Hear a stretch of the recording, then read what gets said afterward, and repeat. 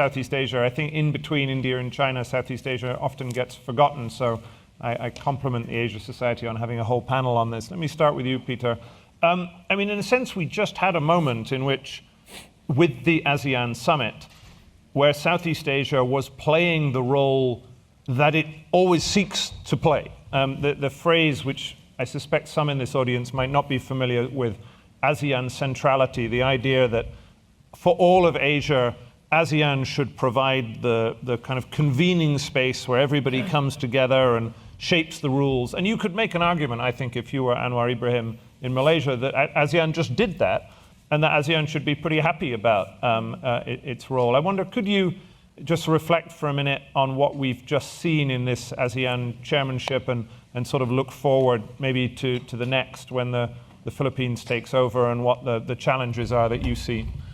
Well, similar to my answer last night, it's like individualized rather than institutionalized.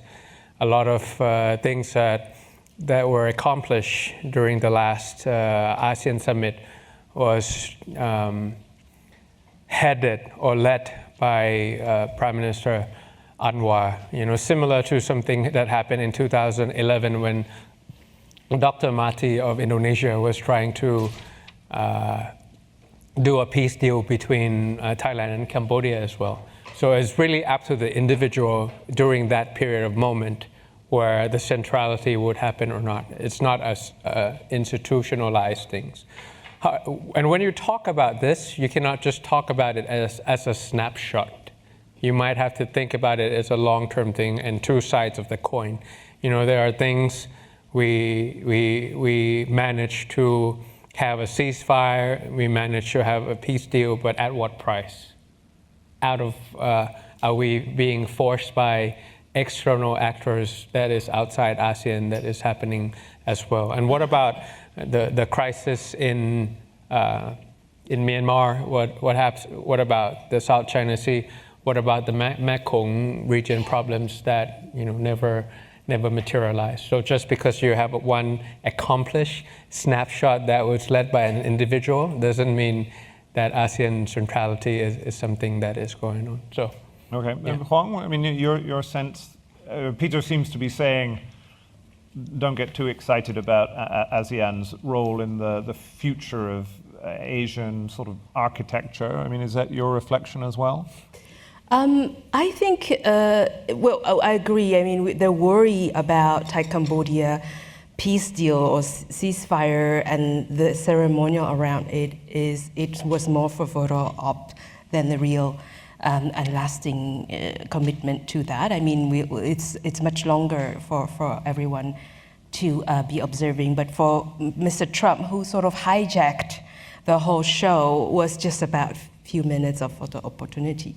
Having said that, though, I think ASEAN for a long time has been criticized for ritualism, a lot of that symbolism, and perhaps at times that was heavier than substance. There are anywhere from 1,000 to 2,000 meetings of ASEAN a year where a lot of things are just for meeting rather than pushing all the important agenda that Peter, for example, already listed. But if you understand the value of that symbolism, I thought the meeting serves the purpose for that. The expectations were low. The expectations was the symbolism. But for any ASEAN chair, it was always the test whether the United States leader will come to the region or not, as a symbol if Southeast Asia is still relevant or not for the United States. So, and I think the expectations were low because nobody really thought that Trump will come, but he did. So I think that was a win for symbolism and ritualism of ASEAN. And this time around, it was not just ASEAN wanting something from a United States president. It was the United States president wanting something from ASEAN, which is the platform for the photo opportunity. So sort of tables have turned a little bit, right? I think everybody got, all kind of deals that they can all come back and claim success, win, or victory, one way or another. We can dive into each and really dissect which ones do make sense and for whom. But we had a win-win-win situation. Win for Trump, he could claim, win for China as well because of the meetings later that Trump and Xi had, and win for ASEAN countries that hosted and had been able to exercise precisely that power of convening, that power of centrality, and that major powers, even if they don't speak to each other, they did on the sidelines of regional gatherings. But it's not just a photo op. It's a rare earth MOU that Yes. they can finally counter with the Chinese. Yeah, but who wins again is another story. So that's why I was trying to say the price of peace. Yeah. We're going to hear about rare earths from our next speaker in a minute. Your point about endless ASEAN meetings, the United Kingdom was trying to become a deeper partner with ASEAN.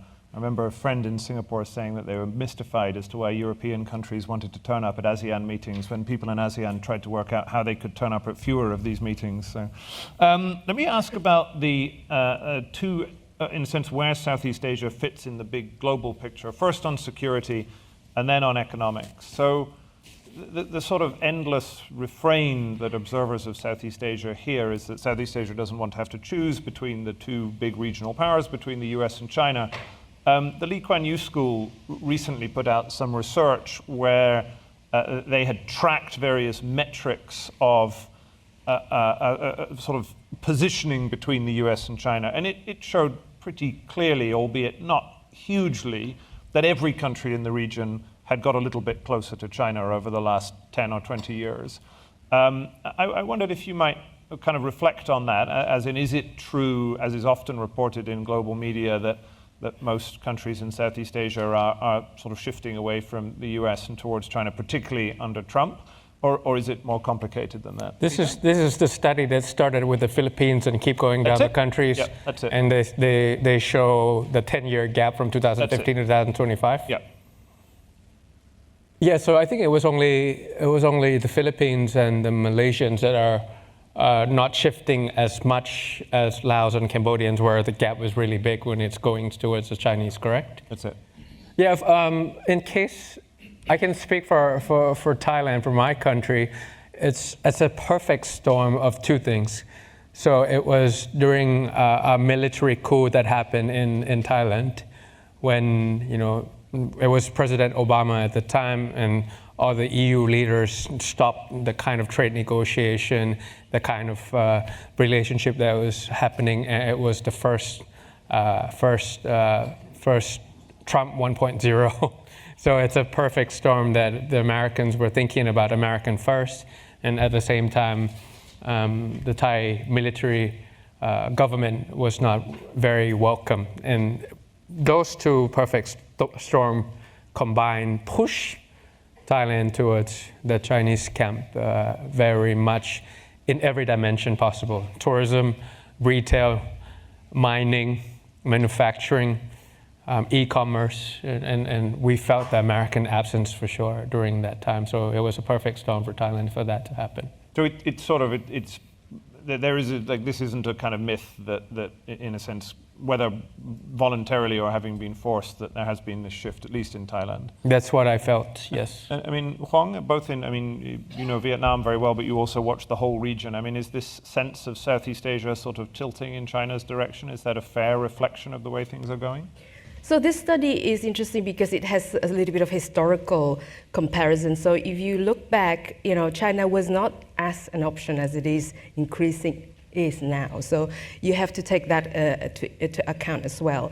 And if I compare to other indexes that have come up also in recent years, like Lowy Institute in Australia index also showcased some of that, and also, the Institute of Southeast Asian Studies in Singapore does its annual poll of the state of region on its own. If you compare all of the existing indexes, yes, I think there is a certain shift in certain factors towards China, just because its power grew for the last decades or more or so, and it become more of an option for Southeast Asia.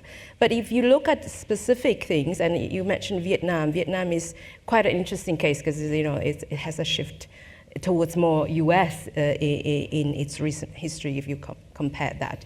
But overall, if you look at military and joint exercises, U.S. still is a preferred option, right? Like perhaps economics and other are more towards China, but in terms of security, I think, and education perhaps, maybe not, with exception from Trump's second term, was still U.S., right?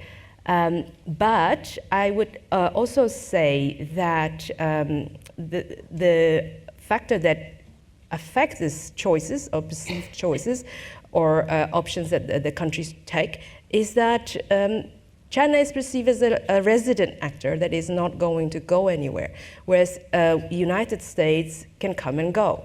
And so, if you have a choice that may show up and may not show up, for US, Southeast Asia is optional. It'd be good for its global power, but it's not essential. For China, on the other hand, it's direct, they call it periphery. Which they're never going to give up on. So I think Southeast Asia understand that, and that reliability, the need to work with China one way or another is also a factor in those polls. I mean, I suppose that having lived in Southeast Asia for nearly a decade, it strikes me that it's getting harder not to choose. And a good example of this came in the Trump meeting with the deals that President Trump signed with Malaysia and Cambodia respectively, which have buried within them what the trade experts call poison pill provisions, where if they then sign certain other types of deals with China, then there's a kind of immediate consequence from the US. And the same is true in terms of choosing between different tech stacks. I mean, how are countries like Vietnam or around the region, how are they trying to navigate a world in which the two superpowers are putting more conditions on their relationships to sort of try and disadvantage each other? Yeah, so I always said, in case of Vietnam or any other country you can replace in the choice between US and China, Vietnam will always choose Vietnam. So all the countries in the region will also have the same formula. I mean, they will work and choices will be selective. I agree that the room for maneuver for hedging is narrowing, and certainly we're not talking about one definitive lasting choice. We are talking about choices in plural and in many times multiple choices. Those dots that you drew, and also minilaterals that can be issue specific. You can choose US on one issue, joint exercises. You can choose China on other issues, for example, right?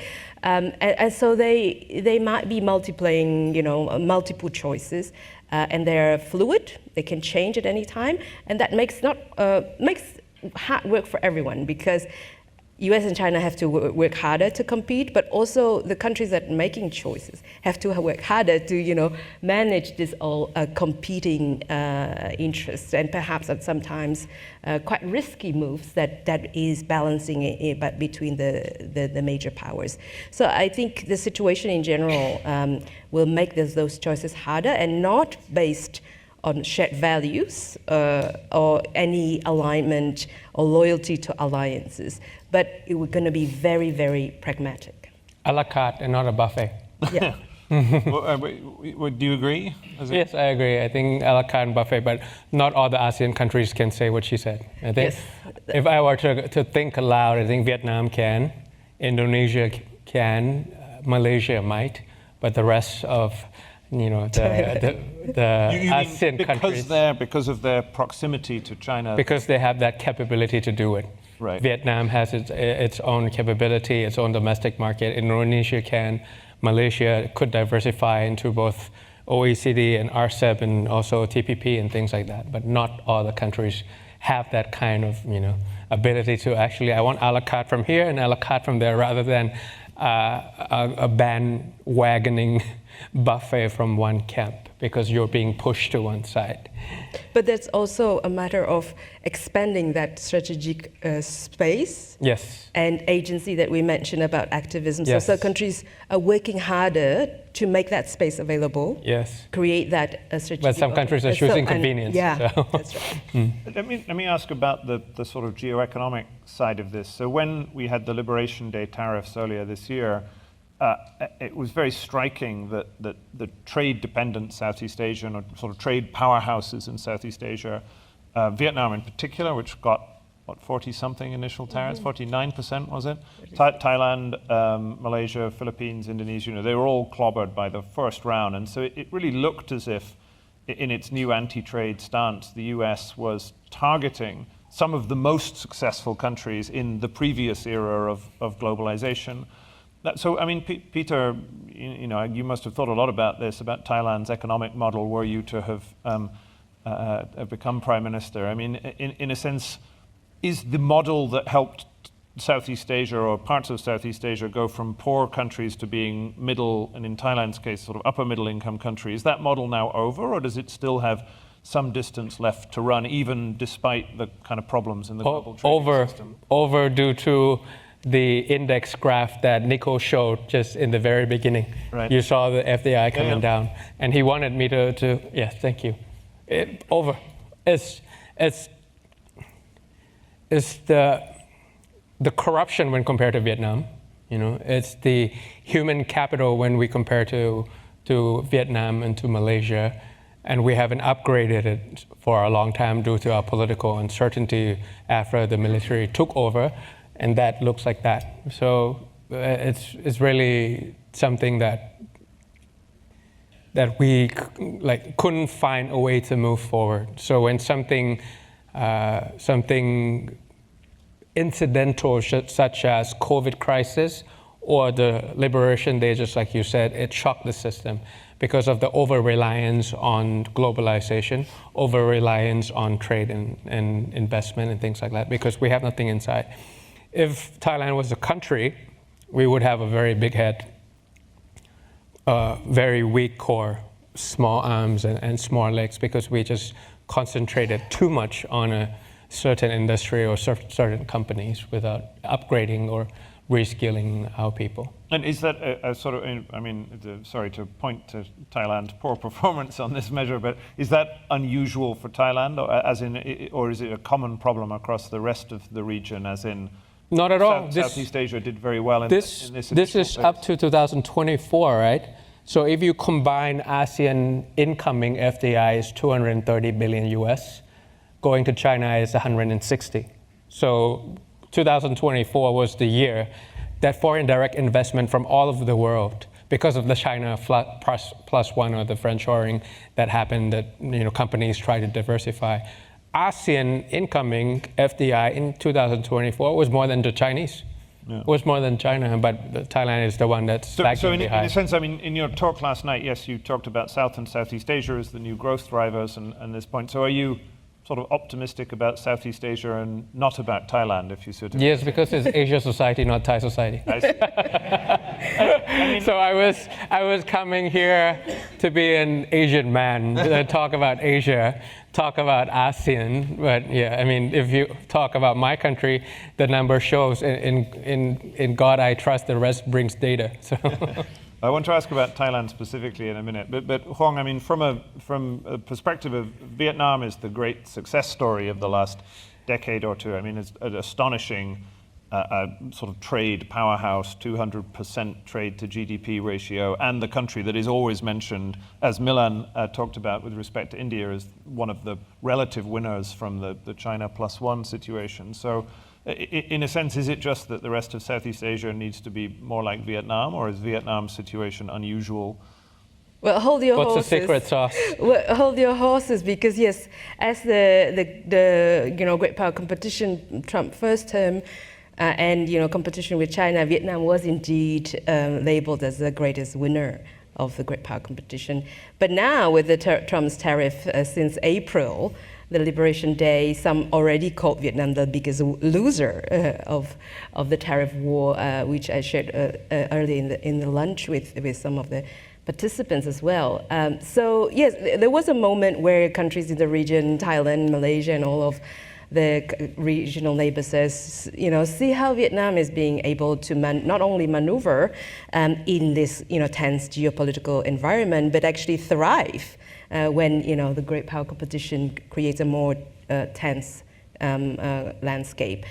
At this time, we yet to see whether it is the biggest winner or biggest loser in this tariffs war. I do think there's some headwinds and crosswinds ahead of Vietnam. But I would want to point out that Vietnam is in a way dissimilar to others because it was isolated up to the 90s, really. It didn't have trade with US or the Western world much until the 90s. It picked up, socialized in the international diplomatic and trade system, and in very successful way. So it learned its position in the global supply chain, how to operate in the international global trade system. It got good at it. It got a lot of FTAs, one of the highest. It follows the Singapore example with a lot of expanding the trade to GDP and expanding the FTA networks, and all of that just to prove that we are throwing this known global free trade system out of the window, or at least some are challenging it. So for countries like Vietnam that have been trying to adapt to the world, it's quite a shock to the system. And now that it has to unlearn that or has to adopt to the new reality. I think it is more complex than that because Vietnam will not be affected on its own with this China +1 and transshipment tariffs that President Trump announced not only to Vietnam but also the transshipment goods and Thailand and others that has components or any components from China that will make things much more complicated, and a lot of which is outside of Vietnam complete control.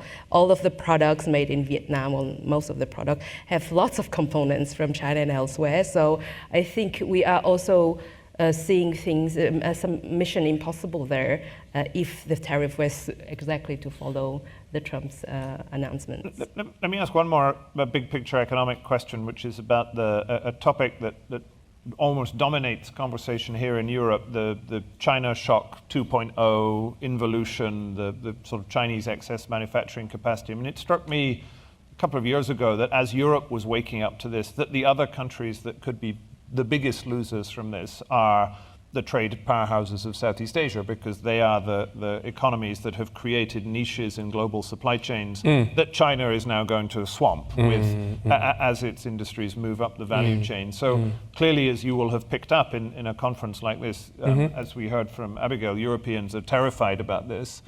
Is this also perceived now to be a major challenge in countries like Thailand and around Southeast Asia? Automotive specifically, like you can see overproduction, overcapacity that is coming towards ASEAN. When it goes to Vietnam, Vietnam sort of work around it. When it goes to Indonesia, Indonesians block it. When it goes to Singapore, Singapore allows only certain brands. But if you go to Thailand, everything is Chinese EVs nowadays. Now the problem is that it's not just that you have a new clean green vehicles on the country, but it cannibalizes the automotive industry that the Germans and the Japanese had built for the country for a very long time. So no more engines, no more transmission, no more carburetors. So those industries that were trying to prosper within the country for the past 40, 50 years is gone within one wipe of overcapacity, overproduction of automotives in China. Obviously, it's not only to be sold within China because they wanted to go to Southeast Asia or to South America. It's very, very visible for Thailand. Okay. Similar in Vietnam or no? No automotive industry there? No, there is some automotive industry. There's ambitions. I mean, VinFast is gearing towards EV, and it had made a big investment in the United States. But yes, I guess it is still quite nascent for Vietnam, much more than compared to Thailand or Malaysia for that matter. So I think that would be quite vulnerable for the shocks and yet to stand the test. Let me ask you about, one in turn, about the sort of two biggest regional flashpoints that Southeast Asia has struggled to manage. The first being Myanmar. So, I mean, Peter, could you it's obviously a very important security issue for Thailand, given the length of the border, but in general, it has been a hugely divisive issue for Southeast Asia as a whole, and ASEAN has struggled to manage this. But for people who haven't been paying attention, sort of where stands the conflict in Myanmar, and what is the hope for some kind of resolution, or in a sense, is it sort of stretching on into the middle distance as an unsolvable conflict? So the latest development is that the military junta is trying to have an election on December 28th under such a martial condition in the country. And I was hoping that during the ASEAN summit, to your first question, that foreign ministers in ASEAN would start questioning about the election in such a condition that is not free, not inclusive, not participative, but none came out of that ASEAN summit. And it's quite fragmented in the sense that they have a lot of ethnic groups, maybe 18, with different imagination of what post-war Myanmar would look like. I mean, the conflict and the firing continues, the killing continues. It's a quiet tragedy. But I feel like from talking to various groups, whether it's NUG or whether it's other ethnic groups along the border of Thailand, they have different imagination, and the risk of balkanization is very high to me. Like one would came to here, meet me in Geneva, and say that federation is the way to go for Myanmar. Another group that I meet fighting the military junta would say the United States is the model to go after the post-war. So it's not just what's going on at the moment. It's not just the classical civil war that is going on, but in the future, even if there's a reconciliation, there's peace, the risk of balkanization or separating into 18 states, or the imagination of the post-war Myanmar would look like is very grim. And I would argue, with the proximity between Thailand and Myanmar, if Thailand does not get involved, ASEAN is not going to move. I mean, Indonesia and Malaysia and Singapore can say whatever they want, but they don't have that asset and the liability of having the border to maneuver, to find the right amount of pressure and incentive for the people of Myanmar to get together on the negotiation table and do something about it. I feel like there's an issue with frontier states, meaning India, China, and Thailand as well. And I'm trying to understand what India is thinking about the situation, what the Chinese are thinking about the situation, because Myanmar is a resource-cursed country. Critical minerals, rare earth, gas pipeline, the ability for China to exit, not from the right side, but to the left side through Myanmar. Or even the Southeast Asia that I was talking about, to have the rail come in from Chennai all the way to Southeast Asia, you got to pass through Myanmar. So it's very strategic to the sense that you don't know what the frontier states are thinking, or what the international actors are thinking about this. Okay, so all right, that sounds moderately pessimistic, but Huang, can I ask you about the other big regional flashpoint, which is the South China Sea? We haven't seen a big clash in recent times, but there's an underlying tempo of incidents, particularly with the Philippines, but to some degree with Vietnam, which are the two countries that contest most forcefully China's expansive claims in the region.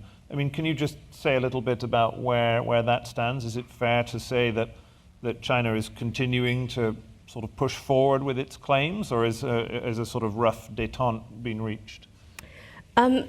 It's going to be a long, probably maybe even longer run with this South China Sea disputes, because the claims really date back, and I don't see any other way of resolving.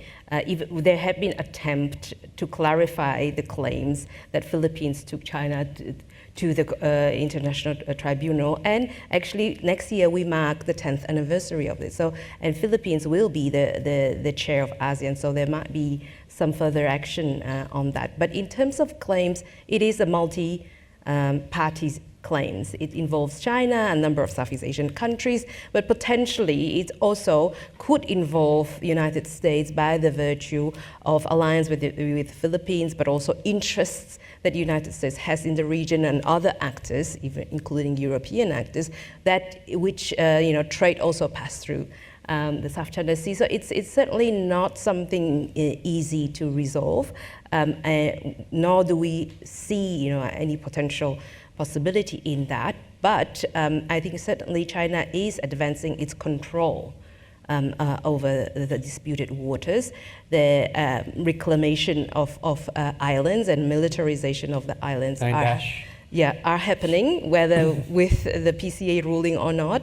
And China is not, of course, the only one. We talk about Vietnam also doing that, Philippines and Malaysia to the lesser degree. Everybody is trying to do something to advance the claims. What worries us is the intensified numbers of military operations. Peter mentioned gray zone yesterday. They are indeed, in full swing, and oftentimes, they're no longer gray zone. I mean, the multilateral attempt to manage the disputes is through ASEAN's Code of Conduct negotiation. But those Code of Conduct negotiations have been also for 2 decades or so, and they still can't settle on certain language. And they're still being discussed in the framework of what traditionally has been understood of these claims. Meanwhile, the gray zone operations have been sophisticated. There are new tactics applied, technology of war, information war, and other subversive techniques that necessarily have not been caught up in those Code of Conduct negotiations. So there are, and of course, environmental issues that we haven't even mentioned. But the biggest risk right now are those collisions at sea that may further escalate unintentionally. So I think what we can agree on that all parties, despite their very nationalistic claims, can agree that no one wants an intentional war. But what we worry about is the unintended escalations of accidents. What would Vietnam say to a joint ASEAN Coast Guard? I think that's another thing that Southeast Asian, as you know, Peter, have a hard time with in terms of this kind of cooperation. First of all, their interests are not exactly aligned, and so that would be also, some of neighbors do have overlapping claims, so that's a first obstacle. Of course, there's a trust issue, which is a huge deficit in Asia, I would say, mutual trust. Okay. And also, non-interference, like, the core principle of ASEAN. So all of that says probably not so soon. So it has to be like ASEAN minus X. We have just under 2 minutes left, and I know Nico will start staring at me if we go a second over. So, Peter, final kind of question to you, which is on democracy. One of the main themes of people who look at Southeast Asia is the sort of the balance between sort of democracy and military rule, authoritarian rule. You look around the region, you have different models. I mean, you were a kind of pro-democracy campaigner. You had your own issues with the Thai regime. How are you feeling sort of optimistic about that in the future within the region, or? Only to the new generation, to the youth, whether it's the youth of Indonesia fighting dark Indonesia, the youth in the Philippines fighting corruption about the water, also the youth in Thailand. We have this thing called siblings. SEA is Southeast Asia, and Bling is like siblings, like brothers and sisters, trying to help one another to fight autocrats in the country. So with this kind of alliance and this kind of new movement of younger generation, then there's a bit of hope.